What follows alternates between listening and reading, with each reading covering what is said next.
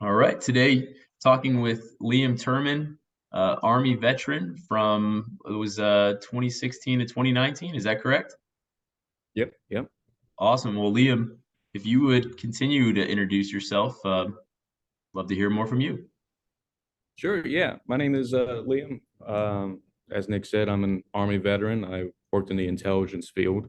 I'm from Southwest Ohio originally. Joined the Army right out of high school. Did a couple years and got out. Now I'm in college. Oh, good deal, man. And how is college going? It's good. It's good. I just finished my undergrad a couple months ago in November, and I'm working in grad school now, finishing up my first quarter. It's finals week. And it's a lot of fun. I love the direction my degree is taking. It's getting more focused as it goes along. It's having a natural path to it, and it's very fulfilling. Got it. Okay. And to back up real quick, you said Western Ohio. What part of Ohio? Yeah, I'm from Southwest Ohio, a town called Hamilton. It's north of Cincinnati. It's not quite Dayton. It's a nice area. I've somewhat familiar with Hamilton. I've done business out there in the past. And so then you ended up going into the military in 2016. What made you join the military in the first place? Well, I think about that question, and it's difficult, to look back in your past like that, with Yeah, everything you've learned now, knowing what the experience was. But when you sign on that line, you don't know what you're going in for. Whatever the recruiter tells you you're going in for, that's what you're not going in for. All right, that's that's the right. only guarantee that you have. But I mean, if I'm honest, as long as I I remember, like I don't think I had a plan that involved anything else. My family, no one had been to college, but growing up, everyone always said that you had to go to college in order to get a good paying job and all that stuff.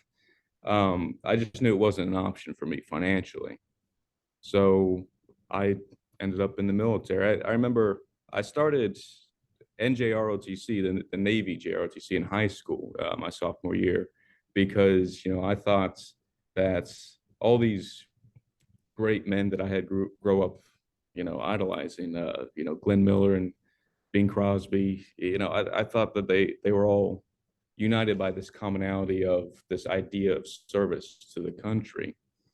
And also there are life skills that are undoubtedly instilled in the military experience that are valuable as you grow older, no matter what. So I thought that that would aid my life, and so I did NJROTC. I loved it. I loved the people that I met, made great friends, and people encouraged me to continue on with a military career. So that's where I ended up in the Army. So That's interesting. So we went from Navy junior ROTC and I'm a Navy guy, so I definitely appreciate that. And then you decided to go Army. Did you talk to any of the other branches before you made the decision on Army? I did, yeah, absolutely. I scored well in the ASVAB, so the Navy recruiters actually came to me, and I love the Navy for its history, its attention to tradition. I think there's nothing more prestigious than being a naval officer. That's absolutely incredible. It has definitely the most class, but they couldn't guarantee that I would go into the intelligence field, and that's where I wanted to be. They wanted me to go to that nuke program that they pitched to everyone, and I can't do math or chemistry or biology or any of that. So I turned that down. Yep. And the Marines, the Marines have a lot of tradition themselves. And one of our NGROTC instructors was a former Marine gunnery sergeant, drill instructor, very intense. And he pushed people towards the Marine Corps. They couldn't guarantee me a job either. They couldn't guarantee what I would be. Even with an ASVAB score of whatever I got back then, I don't remember. They couldn't guarantee that I wouldn't end up, a garbage man in the Marine Corps. So um, I Yeah. talked to the Army recruiter, and I guess they were hurting for people because they could guarantee exactly my MOS. Um, yeah, I wish I had talked to the Air Force, looking back, but they didn't have a recruiting office in my hometown, and you don't go far outside of your hometown to look for a military recruiter, and they didn't reach out to me, so And I don't mean to make it sound like I regret joining the Army. The Army was the right place for me to be. I'm glad I met the recruiter that I did. I went up for human intelligence, a 35 mic. I didn't get it. I didn't score well enough on the D lab, but 35 Fox, all sorts of intel, getting to where I got, getting to experience what I experienced as an all source analyst, I wouldn't trade it for anything. I mean, I really feel like I hit the lottery with my MOS, my assignments. It was a perfect storm because I really don't have a negative thing to say about my experience. That's awesome. Yeah, I for the most part don't have anything negative to say about my experience in the Navy, but if I could do it over again, I would have gone Air Force. They didn't seem to be super ambitious to get me through the system with the Air Force. They didn't need people. They were at the time when I got in, the Navy was like, yeah, let's get this guy through the system right now. They actually put me in the nuke program, just Oh like you yeah. said. They pushed that for anybody that does well in the ASVAB. You're going to be talked to about the nuclear program. I failed out of the nuclear program and ended up a auxiliary mechanic. And you don't know what you're going to get into, but most of my days were spent cleaning up things like human sanitation.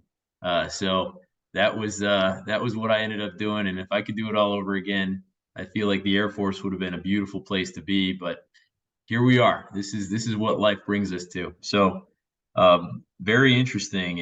And so you really liked intelligence, and it sounds like that. I mean, just it worked out the way you wanted it to. You ended up getting that in the Army. Um, was it? Is that something that you want to continue to pursue into the future? It's pros and cons. I Yeah. absolutely loved my experience. I got to do actual intelligence work, which you cannot say about a lot of people who go in as an intel analyst, as a 35 mic, as a 35 Fox. You don't always get to do your job. Yeah, You don't always get that exposure. I did. I had a great experience. I have a wonderful, wonderful resume of intel work. I would say. I I thought that yeah, I always consider it. I always think about going back into that environment. It's definitely fulfilling work. You do definitely have direct action on the work that you do. But I just knew that if I had gone in and contracted as an intel analyst when I got out of the Army, I wouldn't have been able to move up very far without a college degree. So I would have Ah, ended up in the college environments regardless. And I figured, well, why not do it while I was young? So sure, that makes sense. And so I've heard that it's pretty rare to be in intelligence in the military. There's not a lot of bodies doing intelligence work. So it sounds very fortunate that you were able to do what you wanted to do, and you were able to get that experience. So now you ended up going to college. mhm. What major did you pursue for your undergrad? My undergrad was in communication studies. I didn't know how to approach the college experience, if I'm honest. My parents hadn't Sure. gone, no one in my family had. So I didn't know what I was getting into. I started at Miami University in Ohio as soon as I got out. So I think my ETS date was December 22nd. And by January 8th, I was in my first college course. Um, I just wanted something that didn't involve math, didn't involve biology or science or anything like that. And I've always thought that, like the military instilling those basic life skills, I thought that communication was one of those basic life skills that having a bachelor's degree in would favor any kind of environment. A good communicator is valued in not only media and writing, journalism, whatnot, but also in business and finance. A good communicator able to convey efficiently. It's very valuable.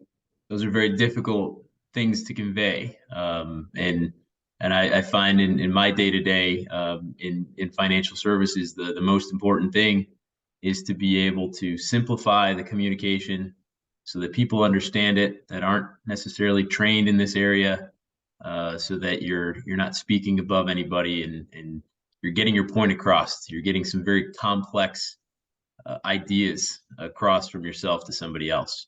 It's very challenging to do. So I commend you for that. And so now that you're in your graduate program, what are you currently studying? So this one is a MA in communication and media. I was always planning on going to law school after my bachelor's degree, but I can only pick up law school in the fall. So right now I'm taking LSAT, preparing to try and get into law school for this fall. But I had this downtime between bachelor's and my law degree, so I figured, why take a break from school? I can do a little bit of a master's degree. If I like it, I can come back to it later. I can stick with it. I am very much enjoying it. I didn't necessarily expect to. It's getting into a lot of research, a lot of heavier stuff that I didn't necessarily cover in my bachelor's degree, but it's a lot of fun. I am enjoying it. That's wonderful. So the fall, that's when you'll be able to get into the law program. Absolutely, yeah. I'm looking forward to it. It's definitely going to be a challenge, but I love DePaul. I love the environment here. I feel like they have the supportive resources that a student veteran can thrive with, and I'm not ready to leave. I like it here. That's wonderful. So being a student veteran at DePaul, you're also engaged in helping veterans get into DePaul. Is that correct? How does that work? Yeah, absolutely. There's 550 student veterans coming through DePaul's doors right now, and they all have a very specific veterans benefits, education benefits, disability, all that stuff. We have a team of 5 veteran liaisons, all veterans themselves, who work as basically customer service, helping people utilize their benefits, understand what they can expect payment wise, education, tuition wise. I'm just one step above that, where I actually process these education benefits. I make sure that student veterans are getting the most out of the benefits, applying them where they're most economical, useful, making sure that people utilize these benefits properly and make sure that they're treated right by the VA. It's difficult. It's a process that, oh my gosh, it can be very difficult to navigate on your own. I certainly was not able to navigate that on my own. I had to lean on somebody like you. I had to lean on people at the VA to be able to get my benefits figured out and understood so that I could pursue education as well. And yeah, I think that's one big piece of advice is to anybody that is out of the military, getting out of the military, looking to get into educate, get their degree. They need to find the version of you at whatever school they're planning on going to so that they can get the help getting processed. So that's I think that it makes sense to just have a conversation with the veteran liaison of the school. They'll help you get started. They'll help you get everything processed. Absolutely. Yeah. And I've met other people that do this kind of work in Chicago, U Chicago, Loyola, UIC. They all have great veteran representatives that do this kind of work. And it's nice to see schools embracing this community and realizing that it's a very specific thing that needs specific attention. That's absolutely right, and it's awesome that you're able to go to school and take on that type of responsibility on top of it within DePaul. That's just a it sounds like a win-win for your experience, to be able to pay the bills and continue that education. So um, and so the law trajectory, um, best guess, how do you hope to use it when you are going through the law program and you're ready to secure employment? What do you think you're going to be doing? Uh, that's an interesting question because people always, assume that I want to be a lawyer, and I don't. I do not want to be a lawyer. I think a law degree is a very useful degree to have, even in the business environments. Certainly. And what I like the copyright side of it, intellectual property. We have a great program here at DePaul, specifically for that kind of law. We also have a specialization in museum and art law. I just find that fascinating. The intersection of the creative arts, the creative minds, and what makes something legally, unique and protected, copyrighted, what represents, creative law. And it's a fascinating subject to me. I'd like to go in that direction, but people keep telling me with my background that I would be good at representing veteran services, making sure people get proper disability ratings, representing people before the courts. And to tell you the truth, I love helping veterans. I spent one of the best things about DePaul is I spent 2 years as the president of our student veteran union here, and just the individuality of student veterans, the individual needs that they need focused on, whether it's by DePaul, whether it's by the VA, whether it's by the city of Chicago. It's definitely work worth doing. Yeah, that's very well said, and you will have that option.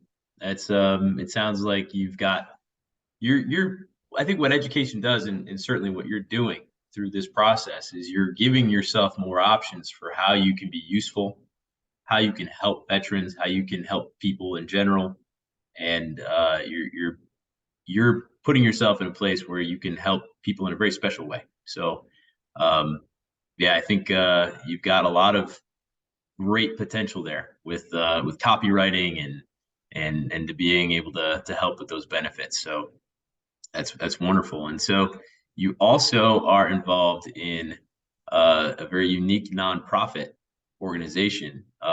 Could you share a little bit about that? Yeah, so like I was saying about the 2 years with the SVU here, I met amazing people. And one of the biggest thing about connecting student veterans with resources is the city. There's so many great connections here. There's so many great resources for student veterans that people just don't know about when they move here, or even if you're from here. So I got to know the president of the Loyola SVA, Josh Jones, and he spent time with his SVA. I spent time with mine. And as we were both coming to different steps in our educational careers, he came to me and he basically pitched the idea of connecting student veterans with the industry of Chicago. And that had been my focus as SVA president here at DePaul. The way I saw it, that people get degrees for a reason, and student veterans are a very specific population with specific skills, different time management skills, that just the things that are instilled in us from the military. And corporations want those skills. They want new hires to have those skills. You just bring something different to the table than the average just out of college 22, 23-year-old. Sure. And that's very valuable. On top of that, the city of Chicago has so many Fortune 500 companies. Most of them have veteran hiring initiatives. They don't know how to connect with the student veteran population. It's like these two spears that just cannot come together. So Josh, he had thrown a career fair up at Loyola with our help the year before. Massive turnout of student veterans. We could not have predicted the turnout that we had up there. Basically, we wanted to do the same thing, separate from the SVA, but definitely taking that infrastructure and those skills that we had learned and applying it on a larger scale for the entire Chicagoland area. So that's how we ended up here. So our launch event is March 30th this month, 6 to 8 p.m. at Uber's headquarters. Uber has been kind enough to allow us to use their space. They're providing food through Uber Eats. It's going to be a great networking opportunity. We have talent agents from Activision, Microsoft, Deloitte, a whole bunch of big firms here in Chicago, Ernst & Young. And we also have an amazing population of student veterans. We opened ticket sales. We had a capacity of, I think, 95 people we were allowed to sell tickets to. And within 2 weeks, we had sold 115 tickets. So, Oh my God. Yeah, it's absolutely ridiculous. Obviously, we knew that there was a need for this organization, a need for this service, but we underestimated the amount of people that would be free on a Thursday night. Wow, so that's about 115 people, 115 student veterans that are going to be able to go into Uber's headquarters in Chicago to meet with major companies and talent recruiters from these major companies to start networking and eventually, hopefully, secure employment with some really awesome jobs. Absolutely, yeah. And it's not just about connecting people with talent agents. I mean, a talent agent's going to give out their card to everyone that they meet. But these Certainly. are actual recruiters and talent agents that have actual positions that they want to fill with student veterans. And they want to fill them now. And even if you're a freshman, a sophomore, you're not ready to get a job yet, there's internship opportunities. There's even just like you said, the networking opportunity alone. It's an amazing event of connecting people with. I mean, Josh said this on our first day. He said that we're going to connect people with opportunities that will change their lives, and he's absolutely right. It's an amazing thing to be a part of, and I'm glad Josh broached the idea with me. That's wonderful. And can you say the name of the organization again? Yeah, it's the Chicago Brigade.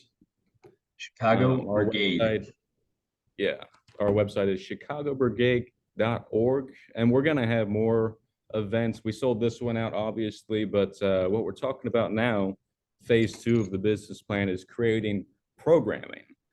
Essentially, what we were being told was that people want to hire student veterans, but they want to hire professional student veterans and people that are as polished as our organization presents itself as. So what we thought of was essentially programming, getting people in, putting people through a cohort that was specific to their market. We have a lot of people signed up that are in CPA courses, a lot of people in the IT field, as intricate as that field is, computer programmers, game design, all that stuff.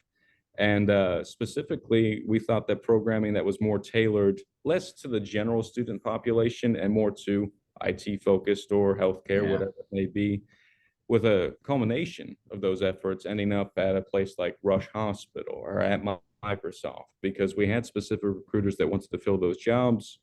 Why do one massive networking event when we can just put you through a 5-week program, and at the end of it, you've got a job at Rush Hospital, an internship at Microsoft, whatever you want, it's there for you. That's amazing. I think just the ability to, as you mentioned, you've got two orbs or things that are kind of they're close, but they're just not quite connected yet. And you're bridging the gap between getting those veterans to those Fortune 500 companies or those big main those major companies, those major corporations. And I think there's obviously the need to help those veterans learn how to talk the talk and walk the walk a little bit more before they are able to land those jobs. Absolutely, yeah, and it's not to say that student veterans aren't professional or aren't prepared already. They most certainly are, but tailoring them to that role, just like tailoring your resume to the specific job that you're applying for, it's a very useful too, and it separates you from the pack. And it's a service that we think will be very valuable, and people will see it as valuable as well. We already have people. I think 40 people signed up for that kind of cohorts, and we're still trying to build out that kind of programming. So it's an exciting, very fast-paced nonprofit here. I'm just incredibly excited to be part of it. That's wonderful. ChicagoBrigade.org. So I'll include that in the comment section of the LinkedIn post here. But very exciting stuff, Liam. I wanted to ask before I get to my pinnacle question, is there anything I missed? Anything that you hoped I had asked you throughout the initial part of the conversation? No, I don't think so. I think the amazing opportunities that have been presented to me, it's incredible. It's nice to get to talk to them about them. But Yeah. I do think I owe a lot of it to DePaul University, and the opportunities that present themselves when you just live in the city of Chicago. It's incredible. And to think that the student veteran has the opportunity to take their lives in this kind of direction, it's amazing. That's awesome. Okay. And I agree. I'm glad that you're able to join me today to talk about this. I've found that our conversation's been pretty interesting here and a lot to glean from it. The final question that I have for you, and there's no rules to this question. If you could go back in time to a certain point in your life and give yourself advice, could be during the military, could be before the military, doesn't matter. Going back in time, knowing what you know today, where would you go? What time frame, and what advice would you give yourself? Ah, that's an interesting question. But it's like we said earlier, a lot of people, Marines, Navy, Army, feel like they want to go back and just say, join the Air Force, just join the Air Yeah, Force, that's you'll have so air funny. conditioning, you'll be fine. Yeah, that would But have been my advice. exactly, yeah, a lot of people, we have a shared experience because you meet Air Force vets, you're like, you had a different experience, okay? That's right.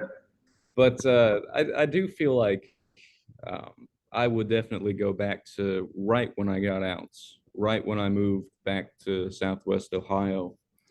Um, the transition from military service to the civilian world or service to school, however you want to put it, it is difficult.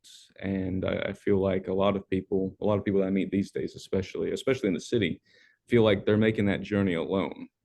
And Yeah, you're not. I know I felt like I was alone. I felt like I didn't have value. When you get out, um, a lot of the times you're told that you're not going to find anything. There's nothing out there. You don't have skills that'll translate to the civilian markets. You won't have housing allowance. You'll be out on your own. And I think that contributes to the feeling of being alone. But I would definitely go back and remind myself that I have value, I have worth, and that this is not a step down or a step out. This is a step up. It is the greatest thing in life, which is opportunity. It's an opportunity to make something of your own on your own, and it's the best thing that you can give someone or give yourself is the that step forward. that's a lovely way to put it, Liam. And when you think about it, if you had the resources, you had the the person you looked up to in your life that went to college, and if you would have gone to college right out of high school, you would have gone through 4 years, you would have went straight into the workforce. um, Obviously that would have put you a little bit ahead of where you are today, at least maybe career wise. But you wouldn't have had those amazing experiences in the military. You wouldn't have made that amazing sacrifice that you made, and been able to take on the journey that you've had up to this point. So um, that's so wonderful for you. You've very well spoken, Liam. I really appreciate you taking the time to speak with me today. Yeah, yeah, absolutely, Nick. This is as soon as you reached out, I was looking forward to this. I've been looking forward to it for weeks. Wonderful, wonderful. Thank you. So again, you and I are going to have a little bit more of a conversation, but I hope everybody enjoys the conversation here, and please reach out to Liam if you have additional questions about what he does or how he might be able to help you between getting into college and maybe even helping you get a job at a major corporation. Take care, guys.